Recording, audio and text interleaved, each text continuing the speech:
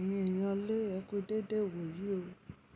A tún ní ká mú update nípa ikú Mohbad ìlérí olúwa ọmọ alọ́ba wá fún yín.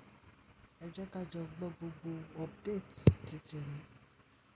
Primeboy táwọn ọlọ́pàá ń wá, ó ti lọ bá àwọn ọlọ́pàá fúnra rẹ̀ ní àná láti bẹ̀rẹ̀ sí ṣe láti ràn wọ́n lọ́wọ́ nípa ìwádìí lórí ikú ọ̀rẹ́ rẹ̀. Ó lọ bá wọn, ó lọ ṣàlàyé nǹkan tó mọ̀ nípa ikú ọ̀rẹ́ rẹ̀ fún àwọn ọlọ́pàá torí ó ní àti kékeré ni òun àti Mohbad làwọn ti jẹ́ ọ̀rẹ́.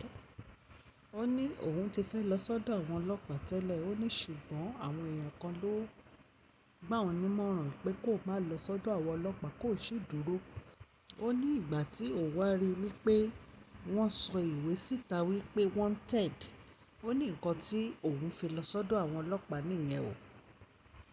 Nígbà tó ń rí pé wọ́n ní wọ́n máa fún ẹni tó bá rí òun ní mílíọ̀nù náírà, ó ní torí ẹ̀ ló ń fi tètè gbéra láti lọ fúnra ara òun pẹ̀lú lọ́ọ̀yà àwọn agbẹjọ́rò òun táwọn jọ lọ sí ọ̀dọ̀ àwọn ọlọ́pàá. Ó ní òun ò rí ìpè, òun ò dẹ̀ rí lẹ́tà kankan láti ọ̀dọ̀ àwọn ọlọ́pàá wípé wọ́n ní kó ń wá. Ó ní ó ya òun lẹ́nu tí wọ́n sọ pé wọ́n ti ń wá òun. Ó ní òun ò rí any lẹ́tà látọ̀dọ̀ àwọn ọlọ́pàá. Ó ní torí ẹ̀ ló ń fi lọ fúnra ara òun. Ẹni tí ó ń jẹ́ Primeboy yìí, ó sọ gbogbo ọ̀rọ̀ yìí, èyí tó jẹ́ orúkọ ẹ̀ ń jẹ́ Ibrahim Owódùnní. Ó lóun ò mọ nǹkan kan nípa ọ̀rọ̀ ikú Mohbad wípé kò sí nǹkan tí òun mọ̀ nípa ẹ̀. Ó ní ìyàwó olóògbé ló fẹ́ fi ọ̀rọ̀ ikú ọkọ ẹ̀ kọ́ òun lọ́rùn. Ó ní òun ò dẹ̀ mọ nǹkan kan nípa ẹ̀. Ó ní kò sí ìjà kankan láàárín òun àti ọ̀rẹ́ òun tó ń jẹ́ Mohbad o. Ó ní ọ̀rẹ́ tímọ́tímọ́ lòun jẹ́ fún, ó ní láti kékeré ni àwọn tí ń ṣe ọ̀rẹ́. Ó ní ọ̀rẹ́ ìmùlẹ̀ lòun jẹ́ fún Mohbad. Ó ní gbogbo ìgbà tí ìyálé ìyá ò ṣe dáadáa sí i, ó lóun lòun jẹ́ bí ìyá fún àti bàbá. Ó ní òun ló máa ń fi ọ̀rọ̀ lọ̀ ní gbogbo ìgbà. Ó ní òun ò lè ṣekú pa ọ̀rẹ́ òun. Ó ní ọ̀dọ̀ òun ni Mohbad ń gbé ní kékeré. Ó ní màmá òun ló ń bọ́ àwọn méjèèjì. Ó ní òun ò ever ṣèkà fún ọ̀rẹ́ òun rí, òun ò dẹ̀ lè ṣèkà fún un nítorí àwọn ti dàbí ọmọ ìyá. Ó lóun ò sí lọ́dọ̀ Mohbad nígbà tí Mohbad kú o. Ó ní ọjọ́ Friday ló pe òun lórí fóònù pé kó ń wá kí àwọn jọ wà pọ̀, wípé òun ti miss òun, wípé nígbà tó ń dẹ̀ máa lọ sí ilé ẹ̀, ó ní òun ní show ní Kòròdú, wípé kó ń tẹ̀lé òun.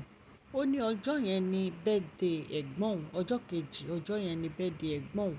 Ó lóun dẹ̀ sọ fún un pé òun ń lọ sí birthday ẹ̀gbọ́n òun. Ó ní ṣùgbọ́n ó fi dá òun lójú wípé àwọn náà tún birthday yẹn ṣe fún ẹ̀gbọ́n òun táwọn bá parí show tí àwọn ń lọ.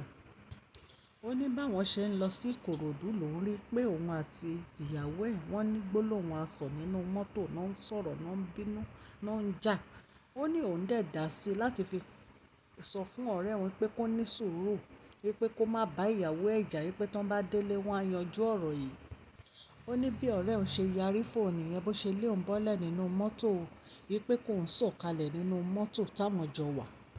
Ó ní kò sí ìjà kan láàárín òun àti ìyàwó. Ó ló yà òun lẹ́nu nígbà tí ìyàwó ẹ̀ tó dárúkọ òun wípé òun mọ̀ nípa ikú ẹ̀. Ó ní òun ò mọ nǹkan kan nípa ikú ọ̀rẹ́ òun o. Ó ní ìyàwó Mohbad kan mọ̀ọ́mọ̀ fẹ́ fi wàhálà kọ́ òun lẹ́sẹ̀ ni. Ó ní nǹkan tí kò kàn òun ló ń dárúkọ òun sí. Ó ní àwọn èèyàn ò mọ bí ikú ọ̀rẹ́ òun ṣe ká òun lára tó jẹ́ òun ni wọ́n ń ro ikú ọ̀rẹ́ òun sí. Ó ní òun mọ̀ pé ní agbára Ọlọ́run àṣírí àwọn tó ṣe ikú pa Mohbad, àṣírí wọn máa tú.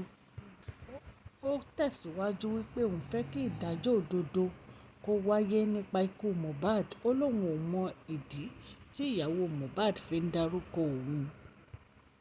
Update tí a gbọ́ nìyẹn ẹ̀yin ènìyàn láti ilé iṣẹ́ Mashola Gist TV. Tí a bá tún gbọ́ update mi, a máa jẹ́ kẹ́ ẹ gbọ́. Ẹ kú dédé wòye ẹ ṣé. Please share this video, like and subscribe. God bless you all.